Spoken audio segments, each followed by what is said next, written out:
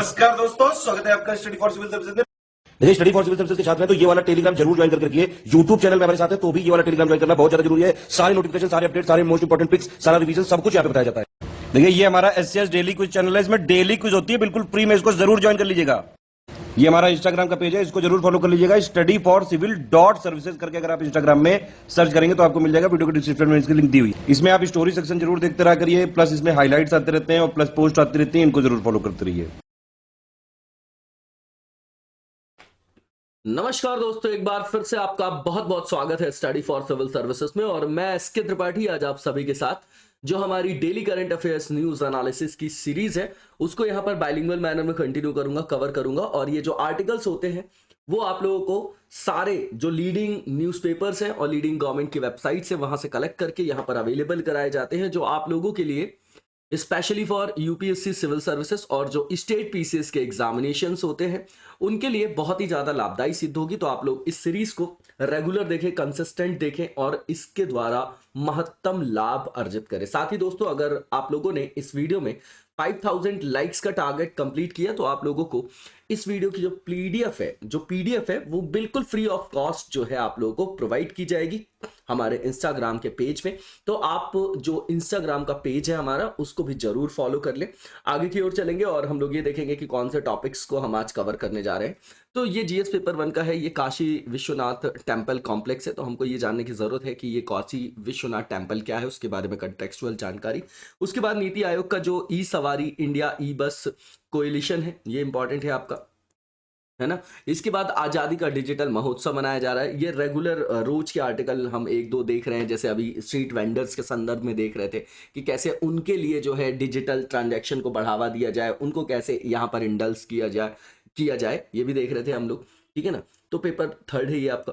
और उसके बाद जो चाइनीज प्रोजेक्ट है आपका बलूचिस्तान पोर्ट पे, यहाँ पर सोवरेंटी का मुद्दा है। सीपीईसी जो आपका कॉरिडोर है ना, सीपीईसी जो आपका प्रोजेक्ट है चाइना पाकिस्तान इकोनॉमिक कॉरिडोर, इसके बारे में आप लोगों ने सुना होगा। तो यहाँ पर सोवरेंटी का मुद्दा है, हमेशा से कंडेम कर रहे हैं हम लोग, तो यहाँ पर अभी ये फिर से न्यूज में है। इसके बाद जो सरयू नहर प्रोजेक्ट लॉन्च हुआ है वो है आपका, तो यहाँ पर देखेंगे हम लोग। सबसे पहले आज जो हमारा दिवस है, डे है 14 दिसंबर 2021, ये आपका नेशनल एनर्जी कंजर्वेशन डे है, नेशनल है, याद रखिएगा। अब जीएस पेपर 1 से ये जो पहला टॉपिक लिया गया है, तो अभी मंडे को जो हमारे प्रधानमंत्री जी हैं उन्होंने क्या किया कि अभी इनॉग्रेशन किया है। किस चीज का इनॉग्रेशन किया है? तो काशी विश्वनाथ कॉरिडोर जो कनेक्ट करेगा आपका प्राचीन काशी विश्वनाथ टेम्पल को वाराणसी में, है ना, जो घाट्स हैं आपके गंगा के उनसे, ठीक है। तो अब ये एक कंटेक्स्ट हो गया। अब की पॉइंट्स देख लेते हैं। अब ये जो आपका कॉरिडोर है वो है क्या, तो इसके बारे में जो कहा गया है प्रधानमंत्री जी को के द्वारा कि इसको ड्रीम प्रोजेक्ट कहा जाता है, ठीक। इसको जो बिल्ड किया जा रहा है जिस एरिया में 5000 हेक्टेयर में, ये सब कंटेक्चुअल जानकारी याद नहीं करना है इसको हमको, ठीक है। And seeks to not only decongest but to also transform the temple complex. सीधी बात है, ये जो कॉरिडोर बनाया जा रहा है ये एक्सेसिबिलिटी को बढ़ाने के लिए, उसका प्रबंधन करने के लिए, वहां पर जो भीड़ हो जाती थी एकदम से जमा, उसको कम करना। तो सिर्फ ये काम नहीं होगा, वहां पर मंदिर के परिसर को भी जो है वो ट्रांसफॉर्म करेगा, ठीक है ना। ये जो कॉरिडोर है ये इसका क्या है, ऑब्जेक्टिव है। अब ये जो 800 करोड़ का प्रोजेक्ट लॉन्च किया गया है प्रधानमंत्री जी के द्वारा, तो उनकी जो पार्लियामेंट्री कॉन्स्टिट्यूएंसी है वो वाराणसी, आप लोगों को पता होगा। तो ये आपका मार्च 2019 में लॉन्च किया गया था और जिसका एम ये था कि restoring the lost glory of the spiritual centre, ठीक है। तो जो खोई हुई महिमा है इस आध्यात्मिक केंद्र की, उसको पुनर्स्थापित करना है, ऐसा बोला जा रहा है। अब यहाँ पर ये पिक्चर के माध्यम से दिखाया जा रहा है, आप लोग देख जाइएगा। और इसका सिग्निफिकेंस अब जो है वो हम देखते हैं कि क्या है इस कॉरिडोर का। तो सीधी बात है कि यहाँ पर प्रधानमंत्री जी ने अपना विजन भी बताया कि यहाँ पर क्रिएट करना है बेटर कंडीशंस, किसके लिए, जो तीर्थयात्री वगैरह आते हैं, जो डिवोटीज वगैरह, जो भक्त वगैरह यहाँ पर आते हैं, who had to endure the infamously congested streets and surroundings of the temple. तो सीधी बात है, जैसे बहुत ज्यादा भीड़ भाड़ वहां पर हो जाती है तो उसी का प्रबंधन करना है ना। तो उनको जो है वहां पर हार्श कंडीशन का सामना करना पड़ता है, तो उस तरीके की चीजों से निपटने के लिए इसको यहाँ पर इस कॉरिडोर को बनाया जा रहा है। अब काशी विश्वनाथ टेम्पल जो है वो वहां पर लैकिंग थी, lack direct access to the Ganga, मतलब वहां गंगा जी के जो डायरेक्ट एक्सेस, प्रत्यक्ष रूप से जो पहुंच की बात करते हैं, तो वहां पर जो है सीधी पहुंच नहीं थी विश्वनाथ मंदिर जी, जो काशी विश्वनाथ मंदिर है वहां से गंगा तक जी की, जो आपकी गंगा जी तक की जो पहुंच थी वो सीधी नहीं थी। इसलिए जो आपका ये नदी है गंगा नदी, वहां पर स्थित जो ललिता घाट था उसको मंदिर परिसर से, जो मंदिर का कॉम्प्लेक्स है, और मंदिर चौक से जोड़ने के लिए ये आपका 20 फुट जो वाइड कॉरिडोर है उसकी परिकल्पना की गई थी। ठीक है, बिल्कुल कंटेक्चुअल पार्ट ही है आपका। यहाँ पर संस्कृति मंत्रालय के एक ऑफिसर्स ने भी, मतलब जो ऑफिशियल है उनका भी स्टेटमेंट आया है कि शिवा भक्ता, जो शिवा भक्स हैं, can take a dip in the river every morning and worship the lord in the temple which will now have directly visibility from the ghat. तो यहां पर अब क्या हो गया, डायरेक्टली विजिबिलिटी हो गई, वहां पर सीधे दिखाई देंगे, और जो शिव भक्त हर सुबह नदी में डुबकी लगा सकेंगे, और साथ ही फिर भगवान की पूजा अर्चना भी कर सकेंगे, जो अब घाट से सीधे दिखाई देगा। फेज 1 जो है प्रोजेक्ट का, उसकी जो कॉस्टिंग बता रहे 339 करोड़ है, ये इतना इंपॉर्टेंट नहीं है। इसके बाद एक्चुअल जो है इसमें 23 बिल्डिंग्स जो है वो इनॉग्रेट की गई, जिसमें आपका टूरिस्ट फैसिलिटेशन सेंटर भी है, मुमुक्षु भवन भी है, भोगशाला भी है, सिटी म्यूजियम भी है, व्यूइंग गैलरी भी है, और फूड कोर्ट है। अब यहाँ मंदिर के बारे में कुछ कंटेक्चुअल जानकारी है कि ये जो है आपका one of the most famous Hindu temples है, जो डेडिकेटेड है लॉर्ड शिवा को। ठीक है, इसके बाद ये लोकेटेड कहाँ है, तो ये विश्वनाथ गली है आपकी वाराणसी के उत्तर प्रदेश में, वहां लोकेटेड है। और ये टेम्पल जो है आपका, ये जो हमारी गंगा रिवर है उसके वेस्टर्न बैंक में है, and is one of the 12 ज्योतिर्लिंग, मतलब 12 ज्योतिर्लिंगों में से एक है, the holiest of Shiva temple. ठीक है, वाराणसी सिटी जो है उसको काशी बोला जाता है प्राचीन ऐतिहासिक पृष्ठभूमि में, प्राचीन समय से, and hence the temple is popularly called Kashi Vishwanath temple. इसको डिमोलिश भी किया गया बहुत सारे मुस्लिम रूलर्स के द्वारा बहुत बार। लास्ट टाइम जो इसको डिमोलिश किया गया था औरंगजेब के द्वारा, जो आपके 6वें मुगल एम्परर थे, who constructed the Gyanvapi mosque on it's site, है ना। तो यहाँ पर ज्ञानवापी मस्जिद का निर्माण करवाया था उन्होंने। ठीक है, ये कंटेक्चुअल जानकारी। अब इसके बाद यहाँ पर 12 ज्योतिर्लिंगों के नाम लिखे गए हैं, आप एक बार चाहें तो देख सकते हैं कि किस स्टेट में कौन सा है, इसको आप देख जाइएगा। इसके बाद जो आज का स्ट्रक्चर है इस मंदिर का, जो बिल्ट हमको दिखाई देता है आज के दिन, आज के दौरान जो वर्तमान संरचना का निर्माण है वो किस शासक के द्वारा किया गया था, तो मराठा शासिका थी अहिल्याबाई होलकर, उनके द्वारा 1780 में वहीं पर जो है ना, जो एडजेसेंट उसके साइट है, उसको जो बिल्ड किया था किसने, मराठा रूलर थी आपकी कौन, जो आपकी अहिल्याबाई होलकर थी, है ना। अब ये होलकरों की राजधानी कौन सी थी, इंदौर है, भोपाल है, बताइएगा आप लोग कमेंट बॉक्स में। ग्वालियर किसकी राजधानी थी, है ना, इंदौर किसकी राजधानी थी, मराठाओं की सारी राजधानी बताइएगा, पेशवा कहाँ पे बैठते थे, है ना, ये कमेंट बॉक्स में बताइएगा। इंपॉर्टेंट है, मराठा बहुत इंपॉर्टेंट है हमारे लिए हिस्ट्री में, मेंस के पर्सपेक्टिव से भी और प्रीलिम्स के भी। मणिकर्णिका यहाँ पर घाट है, मणिकर्णिका घाट है गंगा जी के किनारे, near to the Kashi Vishwanath temple. इसको कंसीडर किया जाता है शक्तिपीठ के रूप में, शक्तिपीठ है ना, revered place of worship for the Shaktism sect. ठीक है, अब इसके बाद आगे की ओर चलेंगे हम लोग। कंटेक्चुअल है ये बिल्कुल आर्टिकल आपका। नेक्स्ट जो आर्टिकल है ये जीएस पेपर 2 से रिलेटेड है।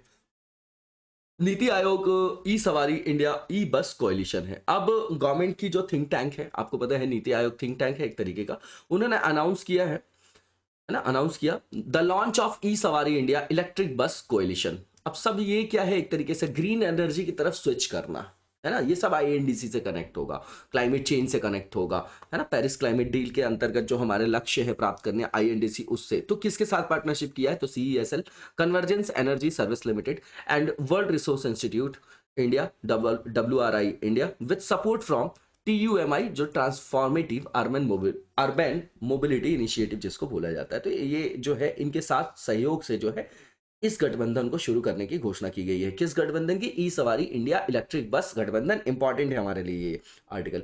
अब यहां पर जो की पॉइंट्स बताए जा रहे हैं कि ये जो कोलिशन है आपका एक कदम है किस ओर, इंश्योर करने के लिए study and paced electrification of the bus transport system in India. ठीक है ना, ये नॉर्मल सी चीज है। अब एम बताया जा रहा है, तो एम क्या होगा, जो ये कोलिशन है आपका गठबंधन है, उसको लॉन्च किया गया किस उद्देश्य से, कि नॉलेज को शेयर किया जाएगा वहां पर, और लर्निंग्स को ऑन ई बस एडॉप्शन इन इंडिया, कि किस तरीके से जो है हमारे भारत में परिवहन प्रणाली में ई बस का एडॉप्शन किया जाए, है ना, उसको अपनाया जाए अमंग वेरियस स्टेक होल्डर्स, जहां पर सारे अंशधारक होंगे including centre and state government, city level government, ठीक है ना, ये 3 टीयर हो गए आपके, सेंटर हो गया, स्टेट हो गया, और आपका यहां आ गए हम सिटी लेवल गवर्नमेंट एजेंसीज में, ट्रांजिट सर्विस प्रोवाइडर्स जो आपके ओरिजिनल इक्विपमेंट मैन्युफैक्चरर्स हैं, फाइनेंशियल जो भी उससे रिलेटेड आपके इंस्टीट्यूशंस हैं, और एंसिलरी सर्विस प्रोवाइडर्स। तो ये आपका इनको मिला के ही तो ये जो स्टेक होल्डर्स है, जब सबको मिला के गठबंधन, तभी तो इस प्रोजेक्ट को हम मूर्त रूप दे पाएंगे, है ना। ई बस के जो एडॉप्शन की बात कर रहे हैं भारत के संदर्भ में, और ई सवारी इंडिया जो है इलेक्ट्रिक बस कोलिशन है, जिसका एम है जो आपका यहां पर क्या करना है, यहां पर फ्रेश एम्पेटिस देना है to India's e bus sector by bringing cities, bringing जो है आपका यहां पर सही लिखा गया है, private sector and financials work jointly to address the sectoral changes, मतलब क्षेत्रगत संदर्भ में जो भी चुनौतियां आ रही हैं उसको निपटने के लिए सब जो ये लोग हैं वो साथ में चलेंगे और संयुक्त रूप से काम करेंगे, जिसमें निजी क्षेत्र की भी बात कर रहे हैं, फाइनेंसरों की भी बात कर रहे हैं, है ना, शहरों से संदर्भित है यहाँ पर चीजें जो लिखी जा रही है। तो नॉर्मल सी चीज है। सिग्निफिकेंस क्या होगा, तो भारत में जो आपका पब्लिक सेक्टर में जो आपका परिवहन प्रणाली में बस क्षेत्र है उसमें विद्युतीकरण किया जाएगा, जो आपका डीकार्बनाइजेशन की एक स्ट्रैटेजी है ना, जो अब हमारा कार्बन यहां से एमिशन होगा नहीं, है ना, तो वही है आपका डीकार्बोनाइजेशन स्ट्रैटेजी से रिलेटेड है, ये आपका कीवर्ड है यहाँ पर। अब यहाँ पर जो लॉन्च किया गया ई सवारी इंडिया इलेक्ट्रिक बस कोalition को, ये एक तरीके से स्टेप भी है किस तरीके से कि जो ट्रांसपोर्ट सिस्टम है वहां पर इलेक्ट्रिफिकेशन किया जाए, कहां पर, पूरे देश के संदर्भ में बात करें, और ये हेल्प करेगा आपका जो भी एड्रेस कर रहे, मतलब एड्रेस करेगा ऐसी चुनौतियों को, प्रोक्योरमेंट, ऑपरेशन, फाइनेंसिंग, किससे related, E bus deployment in a bid to achieve net zero emission. आ गई बात, यही क्रक्स है आपका, ठीक है ना, ये क्लाइमेट चेंज से जुड़ेगा, पेरिस क्लाइमेट डील से जुड़ेगा, आईएनडीसी के टारगेट से हमारे जुड़ेगा, है ना, किस तरीके से जो हम फॉसिल फ्यूल्स से जो आपके ग्रीन एनर्जी है वहां पर हम स्विच कर रहे हैं। नीति आयोग के बारे में बताया जा रहा है, तो भैया इसको फॉर्म किया गया था 1 जनवरी को 2015, government of India, new Delhi इसका हेडक्वार्टर है, चेयरपर्सन प्रधानमंत्री होते हैं, और फाउंडर जो है वो एनडीए है, आपकी नेशनल डेमोक्रेटिक अलायंस है, जिसको आप आम भूलचाल की भाषा में बीजेपी भी बोलते हैं, ठीक है ना। अब यहाँ पर आगे की ओर चलेंगे हम लोग, कॉपरेटिव फेडरलिज्म के लिए नीति आयोग रेगुलर काम कर रहा है। अब नेक्स्ट जो हमारा आर्टिकल है, ये आप पेपर 3 में भी रख सकते हो और 2 में भी, आजादी का डिजिटल महोत्सव। तो यहाँ पर रिसेंटली जो है मीटी जो है, ministry of electronics and information technology, उसने होस्ट किया है एक यूनिक इवेंट जिसका नाम रखा है digital payment Utsav as part of the week long Azadi Ka digital महोत्सव। तो ये जो आजादी का डिजिटल महोत्सव हम लोग क्या कर रहे हैं, सेलिब्रेट कर रहे हैं, तो उसी का एक सब पार्ट है ये। अब इसके बारे में बताया जा रहा है कि ये जो दिन सेलिब्रेट किया गया है वो किस संदर्भ में किया गया है। तो भारत में जो हमारी जर्नी है और जो हमारा उत्थान है, उदय है, किसके संदर्भ में, डिजिटल पेमेंट्स के संदर्भ में, ठीक है ना, and brought together leaders from the government, banking sector, fintech companies and startups, ठीक है। तो उसके लिए जो है हमने उसको सेलिब्रेट किया है, भारत में जो हमारी भारत देश की डिजिटल भुगतान की यात्रा है, और इसने सरकार को, बैंकिंग सेक्टर को, फिनटेक कंपनियां, स्टार्टअप को, सबके जो आपके ऑफिशियल्स हैं उनको यहाँ पर एक साथ जो है वहां पर लाया गया। अब जो ये इवेंट है वो किस चीज की मतलब साक्ष्य है, विटनेस है, तो अनवीलिंग ऑफ द डिजिधन लोगो, डिजिधन लोगों का अनावरण किया गया यहाँ पर, launch of an awareness campaign called digital payments संदेश यात्रा with digital payments anthem titled चुटकी बजा के, कैशलेस, टचलेस, पेपरलेस। ठीक बात है, यहां पर भी डिजिटल ट्रांजेक्शन को हम क्या कर रहे हैं, प्रमोट कर रहे हैं। अब आयोजन के दौरान जो है मीटी ने यह भी रिकॉग्नाइज किया जो कंट्रीब्यूशन है 4 पेमेंट सिस्टम्स का, एग्रीगेटर्स का, for onboarding street vendors under the PM Svanidhi scheme. ये हमने अभी 1-2 दिन पहले ही इसको कवर किया है, वही चीज यहां पर बताई जा रही है। अब ये लॉन्च ऑफ इनोवेटिव सॉल्यूशन की यहां पर बात की जा रही, जो डिजिटल पेमेंट उत्सव है वो आपका साक्ष्य भी है किसका, इनोवेटिव सॉल्यूशंस का, जैसे कि इंक्लूसिव क्रेडिट फॉर ऑल, ठीक है, समावेशी साख की बात कर रहे हैं ये यहां पर। तो क्रेडिट कार्ड्स जो है are the next big in fintech and contactless, ठीक है, कॉन्टैक्टलेस यहाँ पर क्रेडिट कार्ड की बात की जा रही है और बोला जा रहा है कि यह अगला बड़ा कदम के रूप में इसको लाया जाएगा, ठीक है ना। तो नेक्स्ट लेवल में जो वे फॉरवर्ड यहाँ पर बताया जा रहा है, to drive this way forward to the next level, India Post Payment Bank, Punjab National Bank, Yes Bank, Kotak Bank, ICICI है, इंडियन ओवरसीज है, Bank of Maharashtra, Indian Bank है, सिटी यूनियन बैंक है, उन्होंने लॉन्च किया है है ना, वो लॉन्च किए। किस तरीके के कार्ड? अब कॉन्टैक्टलेस जो है आपके क्रेडिट कार्ड की बात किया जा रहा है, किस फ्रेमवर्क पे, किस नेटवर्क पे? तो रूपे पे। अब क्या रूपे जो लॉन्च किया गया था किसके द्वारा? एनपीसीआईएल के द्वारा, एनपीसीआई के द्वारा किया गया था क्या? बताइएगा कमेंट बॉक्स में, ठीक है। इसके बाद आगे की ओर चलेंगे हम लोग, और यहां पर दूसरा जो इनोवेटिव सॉल्यूशन, तो पेमेंट्स ऑन द गो, और तीसरा जो है सॉफ्ट पॉश की बात यहां पर किया जा रहा है। तो जो पेमेंट्स ऑन द गो का मतलब ये रूपे ऑन द गो, ये लॉन्च किया गया सिटी यूनियन बैंक के द्वारा as wearable have redefined the true paperless contactless payments। अब ये भी पेपरलेस कॉन्टैक्टलेस पेमेंट ही तो हो गया, उसके लिए एक इनोवेटिव सॉल्यूशन है। अब यहाँ पर छोटे व्यापारियों को जो एम्पावर करना है, स्मॉल मर्चेंट्स को, उसके लिए सॉफ्ट पॉश की बात करें तो इंडिया में अराउंड 1.5 करोड़ रिटेल स्टोर्स और किराना स्टोर्स हैं। वहां पर सॉफ्ट पॉश जो है, पॉश मशीन वगैरह आप लोग देखते होंगे, पॉइंट ऑफ सेल मशीन बोल रहे। तो ये आपका एंड्रॉइड बेस्ड मोबाइल ऐप है जो लॉन्च किया गया यूनियन बैंक के द्वारा for point of sales. This app will help in furthering the cause of digital payment adoption. ये नॉर्मल से एग्जांपल आप देख जाइएगा। और कमेंट यहाँ पर क्या करते हैं कि जैसे प्रीलिम्स का एग्जाम होता है, स्टेट पीसीएस वाले पूछ भी लेते हैं कि ये किसका इनोवेशन है ना, किस बैंक का, तो देख जाइएगा आप लोग, इंपॉर्टेंट है। अब नेक्स्ट जो हमारा आर्टिकल है पेपर 2 से रिलेटेड है, इंटरनेशनल पॉलिटिक्स है ये एक तरीके की। तो यहाँ पर आईआर के संदर्भ में भी इसको देख सकते हैं। तो चाइनीज प्रोजेक्ट जो है आपका बलूचिस्तान पोर्ट में जो लगाया जा रहा है वहां पर, ठीक है, सीपीईसी का एक पार्ट है, ऐसा समझिए।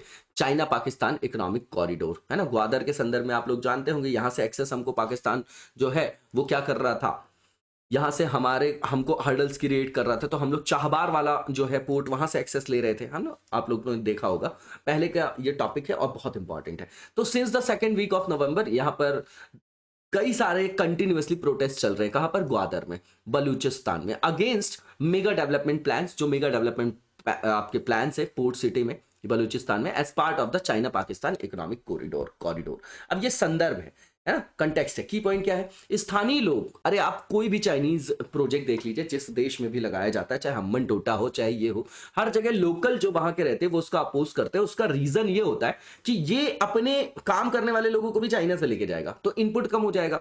फिर वो वेलफेयर के लिए नहीं गया, वो तो अपने फायदे के लिए गया। तो वहां के लोग हमेशा, जो स्थानिक लोग, ये बोलते हैं कि हमारे हितों की उपेक्षा की जा रही। वही सेम यहां पर भी मुद्दा है कि locals have sought to draw attention to marginalisation of the local people in the development of the port. सीधी बात है।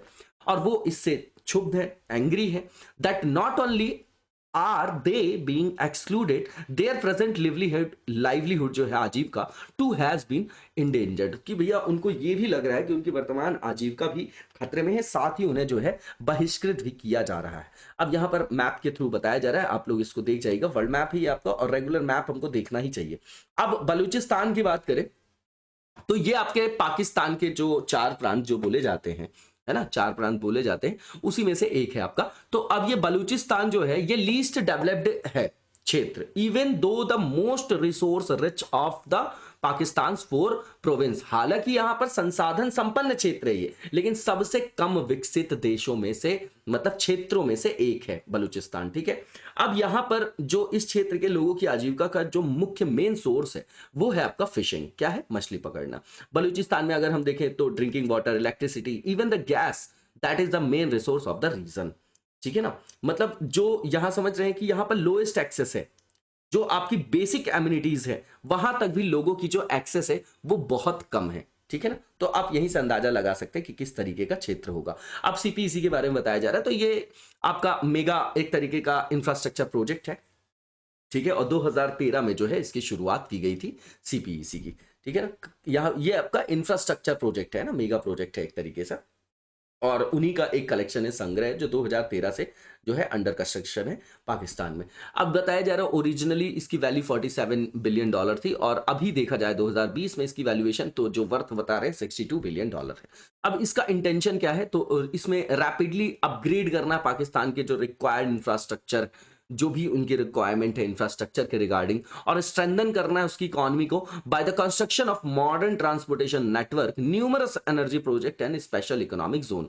अब SEZ के बारे में बताइए कि ये होता क्या है, यहाँ ये क्यों बनाया जाता है ना। ये जो अनन्य, जो आपका अनन्य नहीं, ये आपका विशेष आर्थिक क्षेत्र है, एक EEZ भी होता है ना, ठीक है। तो दोनों बताइए क्या होता है। इसको लॉन्च किया गया आपका 2015 में सीपीईसी को एक फ्लैगशिप प्रोजेक्ट के रूप में BRI के संदर्भ में 2015 में, ठीक है ना। अब BRI के अंतर्गत, BRI क्या है? जिसको OBOR भी बोलते थे, है ना, वन बेल्ट वन रूट, उसको बाद में बेल्ट रोड इनिशिएटिव का नाम दिया गया, ठीक है ना। तो ये उसी के अंतर्गत एक जो है फ्लैगशिप जो आपकी क्या है परियोजना है, उसी के अंतर्गत सब प्रोजेक्ट है, जिसकी जो आपकी किसका आइडिया था, ये आपका आकांक्षी परियोजना किसकी थी, तो जो चाइनीज राष्ट्रपति हैं आपके मतलब चाइना के शी जिनपिंग, उनका था। उनका उद्देश्य ये था कि चीन के द्वारा जो है फंडिंग की जाए, वित्त पोषित की जाए, बुनियादी जो भी बुनियादी या आपकी ढांचा परियोजनाएं हैं इंफ्रास्ट्रक्चर से रिलेटेड, और उसके माध्यम से दुनिया भर में बीजिंग के जो इन्फ्लुएंस को बढ़ाना, ठीक है।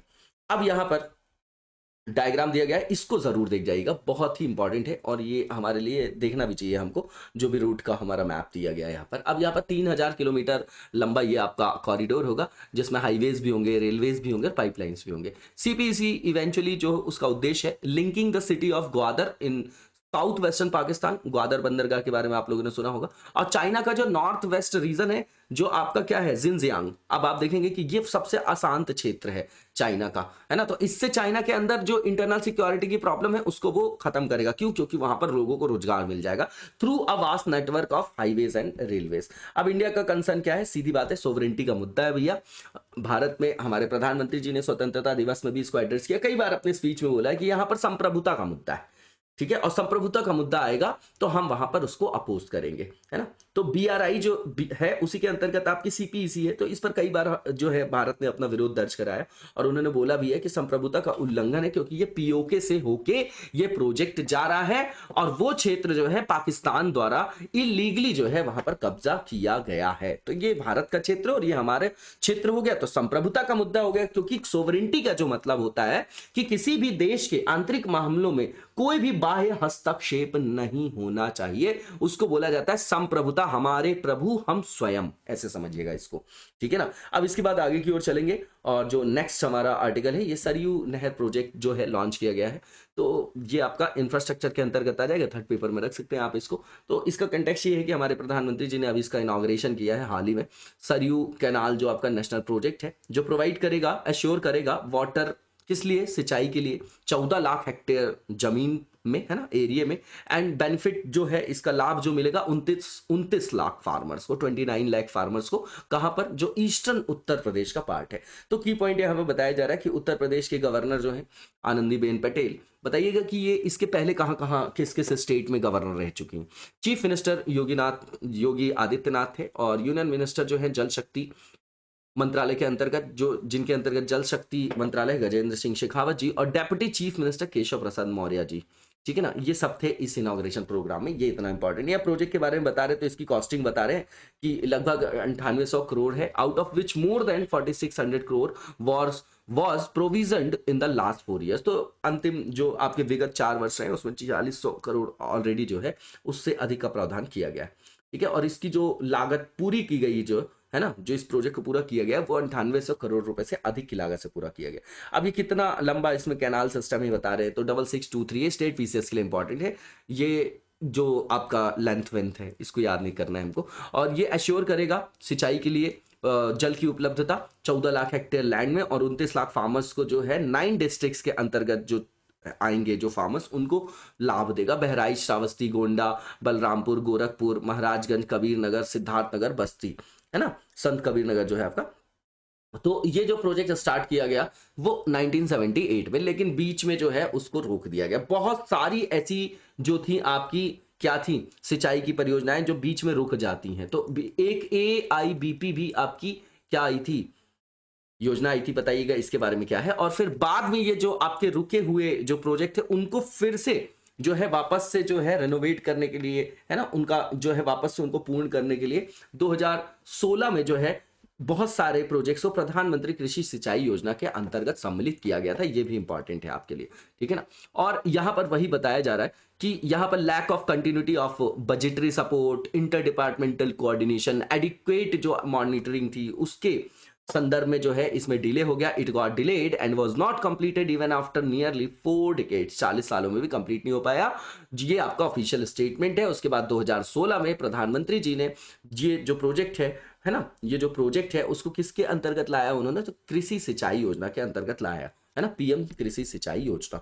अब जो भी यहाँ पर एग्रीकल्चर से रिलेटेड जो भी आपकी योजनाएं होती, प्रीलिम्स और मेंस दोनों के लिए इंपॉर्टेंट टॉपिक है एग्रीकल्चर, ठीक है, अब यहाँ पर जो है मैप के थ्रू बताया जा रहा है, देख जाइएगा आप लोग। और सरयू नहर जो परियोजना है, इसमें जल संसाधनों का इष्टतम उपयोग करके, है ना, जो आपके वाटर रिसोर्स है उसका क्या करना, जो रैशनलाइजेशन करके उसका मैक्सिमम यूटिलाइजेशन, है ना, वो उसको बिना पॉल्यूट किए हुए।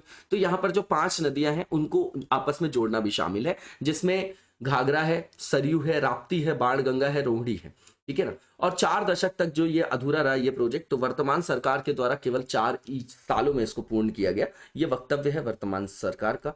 और यहाँ पर सिग्निफिकेंस बताया जा रहा है इसका, तो ये जो कैनाल सिस्टम है ये एक्सपेक्टेड है कि बेनिफिट करेगा बहुत सारे लाखों फार्मर्स को ईस्टर्न पार्ट में जो यूपी के अंतर्गत है, और who had been dealing with water shortage and irrigation issues.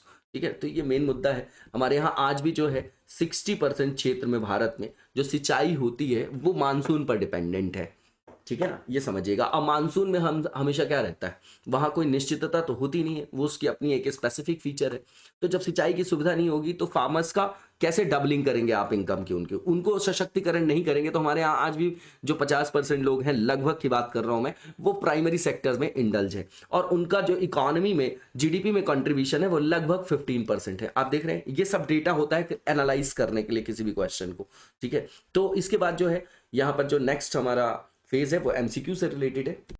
पहला जो एमसीक्यू है हमारा वो रिलेटेड है आज अटल टिकरिंग लैब से रिलेटेड है। इसके बारे में स्टेटमेंट दिए गए, बताना कौन सा ट्रू है। तो पहला ये कि ये जो मिशन है आपका, ये शब मिशन है आपका, किसके अंतर्गत, एम के अंतर्गत, अटल इनोवेशन मिशन, जो सेंट्रल गवर्नमेंट का है हमारा, है ना, उसी का उप मिशन है, बिल्कुल ठीक है। ये फ्लैगशिप इनिशिएटिव है एम, है ना, that seeks to nurture an innovative mindset amongst high school students across India, है ना, बिल्कुल ठीक है ये स्टेटमेंट। तीसरा ये है कि ये इंपॉर्टेंट गवर्नमेंट स्कीम है, जो एक महत्वपूर्ण सरकारी योजना है, किसके अंतर्गत, नीति आयोग के अंतर्गत इसको लॉन्च किया गया था। तो तीनों के तीनों स्टेटमेंट बिल्कुल ठीक है, इसका आंसर आपका ऑल ऑफ द अबव हो जाएगा।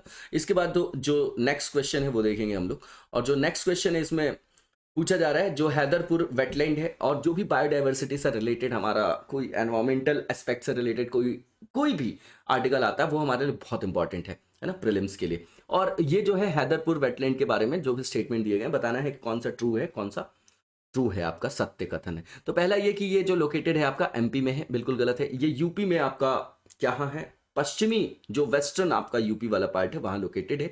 उसके बाद पहला स्टेटमेंट गलत हो गया, इसको एलिमिनेट कर दीजिए आप, तो आंसर वैसे भी मिल जाता आपको। इसके बाद जो दूसरा लिखा गया कि ये प्रोवाइड करेगा हैबिटाट, है ना, किसको, more than 30 species of plant and 300 species of birds, very important with respect to biodiversity. इसके बाद जो तीसरा स्टेटमेंट है, दूसरा स्टेटमेंट ट्रू है आपका। तीसरा ये कि ये जो वेटलैंड है वो लोकेटेड है आपका, जो बाउंड्री है आपकी हस्तिनापुर वाइल्ड लाइफ सेंचुरी, उसके ही जो है उसी के, है ना, उसी के संदर्भ में बताया जा रहा है कि उसकी बाउंड्रीज के जो समीप ही ये आपका अवस्थित है। तो तीसरा स्टेटमेंट भी बिल्कुल ठीक है, इसका आंसर आपका सेकंड और थर्ड हो जाएगा। और ये जो आपकी साइट है जिसको मान्यता दी गई है, तो अब भारत में 47 आपकी रामसर साइट्स हो गई हैं। रामसर ईरान में एक जगह है, 1971-72 का आपको पता होगा, है ना, वेटलैंड से रिलेटेड यहीं से जो है इनिशिएटिव जो है पूरे वर्ल्ड लेवल पे स्टार्ट होता है।